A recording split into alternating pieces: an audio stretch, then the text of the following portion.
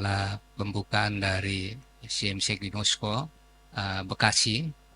Ide ini diawali dari pertemuan saya dengan mantan ketua Sinode GPI, ya, Pendeta Japarlin Matbun, waktu mengadakan rapat konsolidasi Bapaknas di Lido bersama Pak Haritano Sudibyo. Di tengah-tengah istirahat dia bilang begini, Pak Gunadi. Jadi di dalam membangun satu sinode itu terdiri dari berbagai aliran interdenominasi, bisa masuk kepada sinode, diberikan hak otonom, itu bagus. Di Indonesia ada 326 sinode. Tetapi yang paling efektif yang sudah berjalan, satu menjadi ribuan, dari kecil menjadi besar, adalah konsepnya City Check. Ya, City Check dibangun di pusat, lalu dia melahirkan satelit 1, satelit 2, satelit 3, satelit 4. Ini sudah dibuktikan oleh satu gembala sidang, dimulai dari tahun 2000 ya, dia datang dari Surabaya ke Jakarta. Di situ dia buka satu sentral pusat dan dibuka cabang-cabang, rayon-rayon satu-satu sampai jumlahnya 1.100 cabang. Ya, jadi itu yang paling efektif. Sehingga di dalam pertemuan Monthly Fellowship sebulan sekali, itu lebih mudah memerintahkan kumpul seluruh gembala sidang dan stafnya, itu sampai sehingga ada satu gereja yang sebulan bisa kumpul 12.000 orang. Itu luar biasa, saudara. Tapi kalau tidak City Check, kan bermacam-macam doktrin, saudara. Ya, disatukan, ya kadang-kadang umpama semua jumlahnya 100, paling datang 20, saudara. Yang 80 nggak datang. Itu bedanya. Oleh karena itu kami akan memberikan beberapa tips bagaimana supaya membuka gereja itu gampang, saudara. Yang sulit itu mempertahankan, mengelola, mengembangkan dari kecil jadi besar. Ya, karena Tuhan selalu menginginkan kita multiplikasi, melipat kali gandakan, dari 1 jadi 2, 2 jadi 4, 4 jadi 8. Oleh karena itu kami memberikan satu berdasarkan pengalaman saya, ya, dalam pertumbuhan gereja ada tip-tip yang saya bagikan, berakar, bertumbuh dan berbuah, saudara. Ya. Next, coba. Hidup ini adalah pilihan. Manusia diberi kehendak bebas. Ya, pada waktu Adam dan Hawa jatuh dalam dosa, itu salahnya manusia sendiri. Saudara. Tuhan memberikan kehendak bebas. Ya. Ulangan 30 ayat 19b, kepadamu kuperadapkan kehidupan dan kematian, berkat dan kutuk, pilihlah kehidupan supaya engkau hidup, baik engkau maupun keturunan. Ya, jadi Bapak Ibu Saudara yang kasih, memang ada kasus-kasus tertentu di khusus Tuhan memanggil, seperti Rasul Paulus, ya, dia dulu pembunuh, matanya dibutakan dulu, sehingga dia pilih. Tapi di luar itu manusia punya kehendak bebas. Ya. Setiap Bapak Ibu bangun pagi ingin kemana, itu tergantung Anda sendiri. Ya. Mau pilih yang mana? Kalau pilih yang benar, baik, bagus. Pilihnya yang salah, gagal, cilaka, saudara. Ya. Next. Ya, terus. Pilihan pertama, ya. Ada 2 orang jenis pengikut Kristus. Yang pertama itu adalah orang fasik. Percaya adanya Tuhan, tetapi tidak melakukan perintah Tuhan, saudara. Istilahnya NATO, no action talk only. Yang lebih bahaya nona, saudara. Siapa yang tahu singkatan nona? Name only, no action, saudara. Nah, itu nona. Ya. Jabatan apa? Gembala sidang. Name only. Tapi no action. Ya. Tidak pernah mencari jiwa, duduk manis, gitu. Ya, bertahun-tahun begitu tidak ada perubahan, saudara. Ya, itu disebut orang fasik. Next. Ya, orang fasik itu orang Farisi, saudara. Kalau kita lihat dalam Matius 23 ayat 27, ini Tuhan Yesus sendiri yang ngomong. Celakalah kamu, hai ahli-ahli Taurat dan orang Farisi, hai kamu orang-orang munafik. Bayangin, orang Farisi itu tokoh, saudara. Ya, kalau ke gereja pakai pakaian ungu, setia, saudara. Ya, ibadah. Tetapi kelakuannya, karakternya itu, ya, kejam, ya, tidak ada kasih. Sebab kamu sama seperti kuburan yang dilabur putih, yang sebelah luarnya memang bersih tampaknya, tetapi yang sebelah dalamnya penuh tulang belulang. Itulah saudara. Ya. Jadi ciri yang pertama itu adalah orang-orang yang percaya adanya Tuhan, tapi mengabaikan perintahnya. Ya. Apa saja perintah Tuhan, ya, terutama misi penginjilan, ya. Kedua, memberi, ya, perpuluhan, ya, menopang gereja. Makanya pada waktu itu kita sharing ya dengan pejabat satu gereja itu. Dia bilang, Pak Gunadi, pengurus-pengurus di pusat mementingkan orang gembala sidangnya yang membayar perpuluhan. Kalau tiap bulan dia membayar perpuluhannya besar, ya, melebihi dari 60-70%, diangkat jadi pengurus. Nah, kalau sama sekali tidak pernah memberikan bahkan kecil, lupakan saja orang-orang. Saya kaget, kenapa? Karena organisasi membutuhkan dana, ya, membayar karyawan, misi penginjilan, apa uang dari mana kalau tidak dari kas?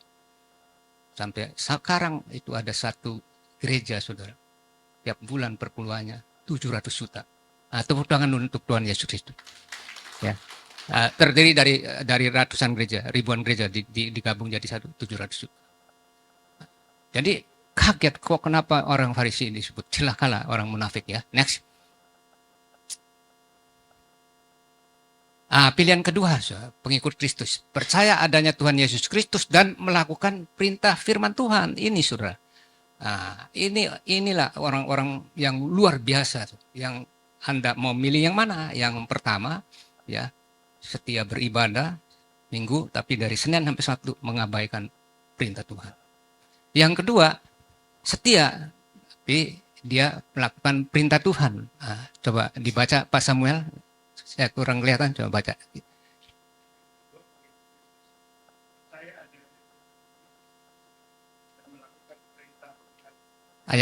Ayatnya.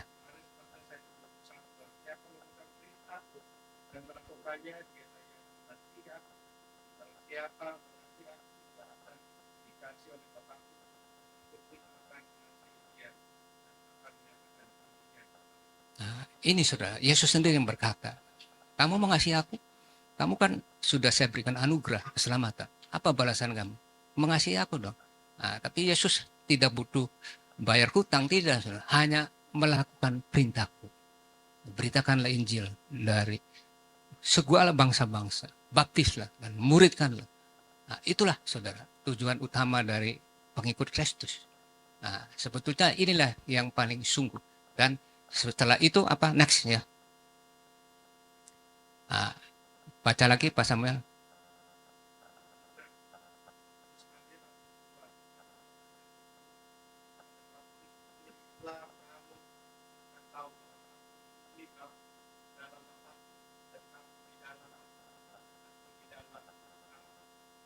Yesus sendiri berkata, saudara, ya, jikalau kamu mengasihi aku dan melakukan perintahku, maka aku di dalam Bapa, Bapa di dalam kamu, di dalam aku. Luar biasa. Berarti Roh Kudus hadir di dalam kita. Tapi kalau kamu tidak melakukan perintah, ya keluar Roh Kudusnya, saudara. Makanya saya kadang-kadang, sama orang berdebat gitu. Sekali selamat tetap selamat, puji Tuhan, saya percaya. Tapi kalau kamu tidak melakukan perintahnya, melanggar perintahnya, apakah Roh Kudus masih hadir di dalam kamu, saudara? Ya, itu namanya disebut kemerosotan rohani, saudara. Ya, jadi kalau minggu anugerah kita semangat, Roh Kudus hadir dari Senin sampai Sabtu, lupa lagi, keluar lagi Roh Kudusnya, saudara. Itu namanya kemerosotan rohani. Next. Ya, next. Jadi masalahnya bagaimana supaya kita tetap, saudara, eksis, taat firman Tuhan, melayani, mengembangkan penginjilan, bekerja sama dengan organisasi, saudara, ya, melalui gereja. Karena gereja diberikan satu otoritas, ya. Saudara, biarpun pinter khotbah, ya, biarpun pinter ngajar, saudara, kalau tidak diberi otoritas, saudara, susah mau melayani di mana. Tapi kalau diberi otoritas, diangkat gembala sidang, buka gereja. Itulah makanya kita melalui jalur gereja kita bisa berakar, bertumbuh, berbuah. yaitu satu proses pertumbuhan di mana Tuhan sedang membawa kita naik ke level yang lebih tinggi, saudara. Siapa yang ingin naik level lebih tinggi? Angkat tangan, saudara. Amin, saudara. Tepuk tangan dulu untuk Tuhan Yesus.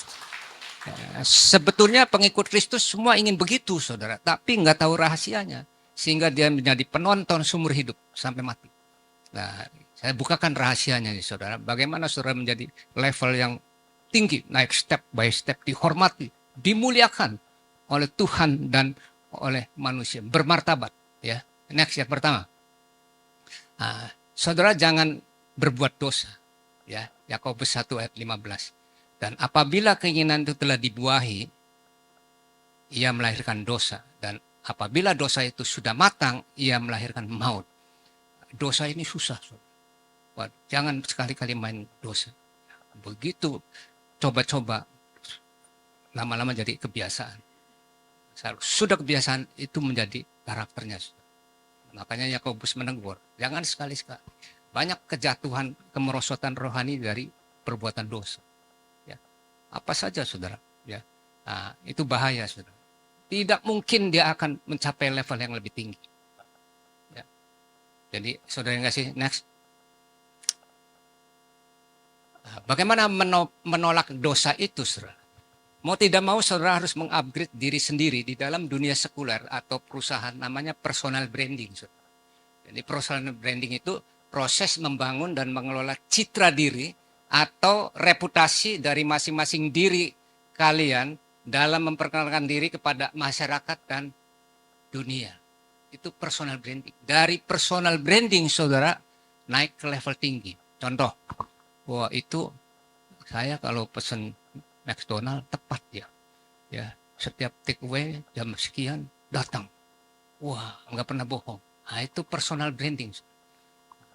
Saya ketemu dengan hamba Tuhan ini kalau rapat disiplin, ya setiap jam mulai 17.00 datang 15 menit sebelumnya. Wah, percaya sama dia, kasih tahu teman-teman. Tapi begitu kebaktian jam 17.00 datangnya 17.30, lupakan saja. Ya, itu orang nggak menghargai disiplin. Nah, itu saudara. Jatuhnya itu karena itu dosa, saudara. Ya, jadi kadang-kadang kenapa orang sekuler kok bisa hebat?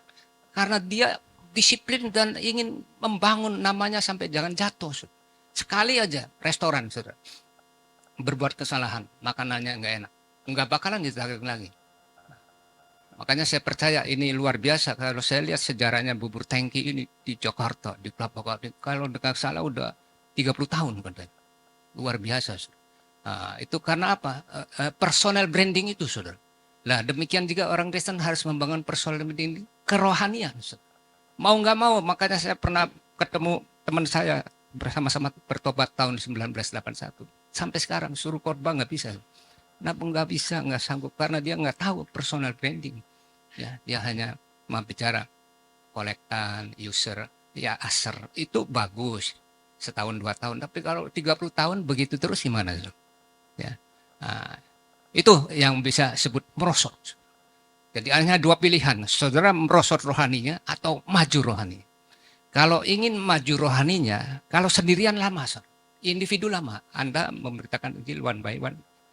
Orangnya lapor polisi, bikin LP, ditangkap penjara. Tapi kalau melalui institusi gereja, kami bekerja sama dengan Dirjen Bimas Kristen. Dia katakan begini, Pak Gunadi, yuk keluarkan SK dari sinode, lapor ke Pembimas, dikeluarkan lagi. Resmi ibadah.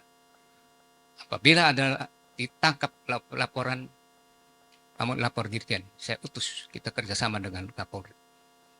Jadi ada satu payung hukumnya, saudara. Ya, next. Dosa, saudara. Dosa ini jangan dianggap menteng. Ya, berhutang memberitakan Injil dosa, saudara.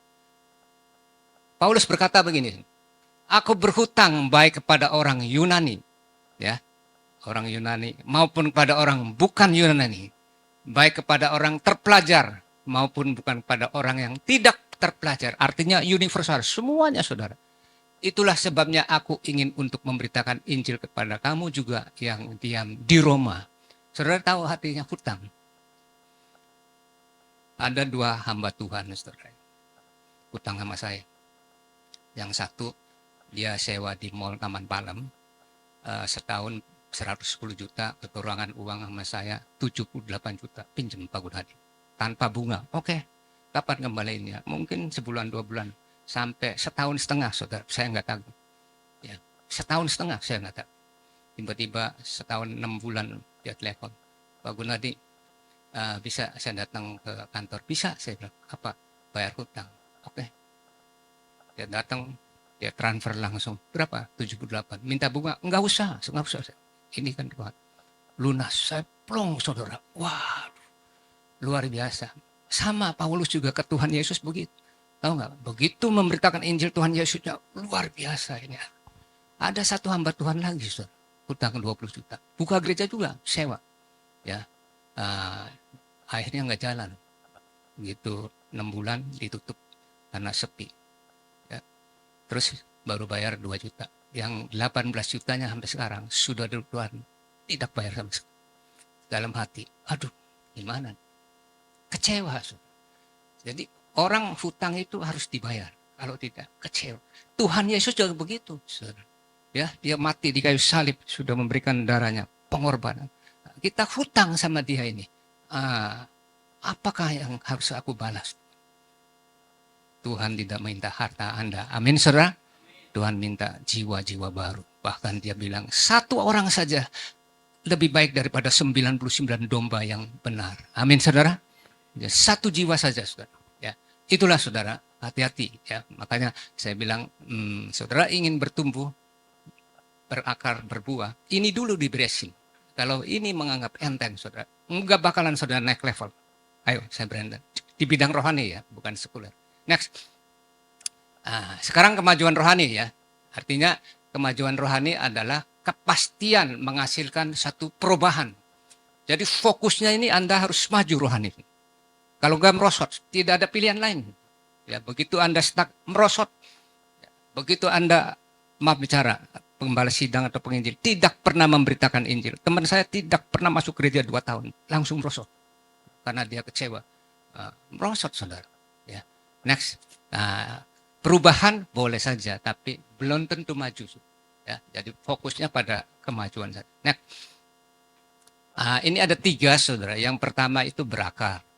Ya, jadi saudara harus berakar dulu. Tuhan Yesus berkata, jikalau kamu melakukan perintahku, ya, kamu ibaratnya membangun sebuah bangunan rumah yang tidak akan goyah.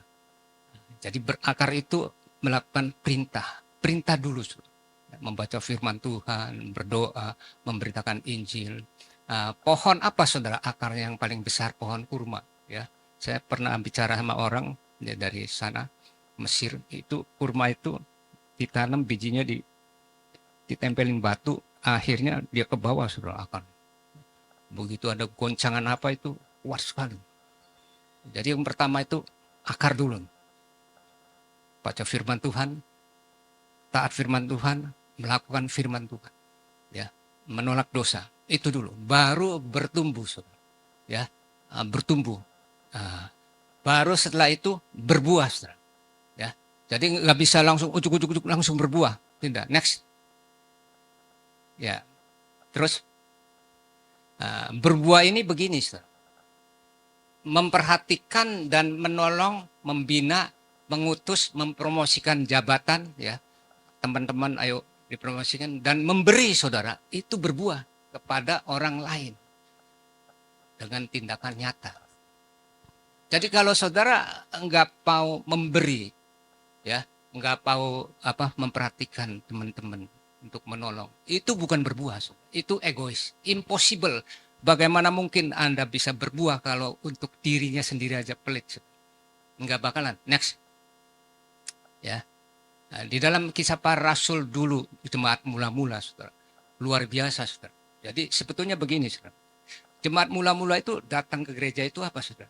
Memberi. Kalau sekarang kebalik. Saya datang ke gereja dapat apa? Ngapain? Mestinya saya datang ke gereja memberi, saudara. Yang ibu-ibu spesial bikin kue, pastel atau apa, kasih cuma-cuma. Amin, saudara. Yang lainnya lagi bikin apa, cendol, kasih cuma-cuma. Ini yang benar, saudara. Tapi sekarang kebalikan, saya dapat apa? Kalau dapat makan, dapat transport, baru saya datang gereja ini. Kalau enggak, pilih gereja lain. Amin, saudara. Nah, ini saudara. Ya, coba Pak ini Tanipar Tambunan baca yang keras pakai mic coba. Mana Pak Tanipar Tambunan? Pakai mic. Ada lagi? Ya. Baca ini jemaat yang mula-mula. Kisah para Rasul 2 ayat 44 sampai 47. Cek. Semua orang yang telah menjadi percaya tetap bersatu, dan kepunyaan mereka adalah kepunyaan bersama. Dan selalu ada dari mereka yang menjual harta miliknya, lalu membagikan kepada semua orang dengan keperluan masing-masing. Dengan bertekun dan dengan sehati, mereka berkumpul tiap-tiap hari dalam bait Allah. Mereka memecahkan roti di rumah masing-masing secara bergilir dan makan bersama-sama dengan gembira dan dengan tulus hati, sambil memuji Allah, dan mereka disukai semua orang. Dan tiap hari Tuhan menambahkan jumlah mereka dengan orang yang diselamatkan. Luar biasa. Tepuk tangan dulu untuk Tuhan Yesus. Bayangin, setiap jemaat dia punya harta di bawah. Yang punya emas, yang punya pakaian, yang punya baju, yang punya sertifikat apa untuk gereja. Bayangin, ya. Dan setiap hari jumlahnya makin banyak, disukai setiap orang. Itu sebetulnya kekristenan yang sejati. Sehingga gereja sehat. Ya, sehat bisa mengembang ke kanan kiri karena dana misinya besar. Tapi kalau pengunjungnya rata-rata, gua dapat apa ke gereja ini? Gua harus dapat feedback apa? Ya minimal transport, minimal makan, minimal transaksional. Nah, ini berat. Inilah dasar dari pertumbuhan gereja. Cari orang-orang yang berbuah. Saya baru tahu. Ya, ini standar satu sinode. Cari pengurus-pengurus yang membayar perpuluhannya besar. Karena sinode membutuhkan gereja. Benar aja saudara, begitu ada orang kasih perpuluhan, ya teman saya cerita, 1 miliar angkat. Begitu diangkat dia ketua apa, wah dia keluar uangnya. Apa-apa dia bisa talangin dulu. Karena sudah biasa dia memberi. Tapi kalau diangkatnya orang pelit, udah pelit, udah keras lagi, nanduk lagi, waduh. Vokal lagi, ya, gebrak meja lah, duit nggak mau keluar. Nah, ini bahaya, ya. Next, ya, terus tidak berbuah, ya. Untuk upgrade diri saja tidak diperhatikan atau tidak berkualitas, bagaimana mungkin menolong orang lain? Yang pertama, menyediakan waktu ibadah untuk Tuhan saja, bahkan sia-sia waktunya. Nah, ini diri sendiri, ya. Memberi untuk keperluan diri saja, belajar ilmu pengetahuan, ya, sekuler dan ilmu teologi, seminar apa, pelit. Teman saya, kalau ikut seminar teologi, saya ajak apa, nggak mau. Bayar Pak, katanya. Saya bilang, ini mengetahui sisi pengetahuan supaya saudara pinter, saya bilang. Bagaimana mungkin dia bisa royal kalau diri sendiri? Tidak ada kemauan untuk menolong orang lain dalam bentuk memberi keuangan dan membesarkan dalam kegiatan orang. Jangan rangkul orang-orang begini, saudara. Karena dia untuk diri sendiri aja sulit, apalagi untuk orang lain. Next. Ya, terakhir dari Bapak Ibu Saudara yang kasih dalam Kristus, kami mengimbau pada hari ini Pendeta Anton Thanos, ya. Kiranya dengan adanya pembukaan ini Bapak diberikan satu legalitas payung hukum membalas sidang. Saya begini Bekasi, ya, mencari jiwa-jiwa baru. Dan kalau sudah penuh, buka satelit 1, satelit 2, satelit 3, sehingga nama Tuhan Yesus dimuliakan. Amin, saudara. Akhir kata kami mengucapkan terima kasih. Tuhan Yesus memberkati. Haleluya.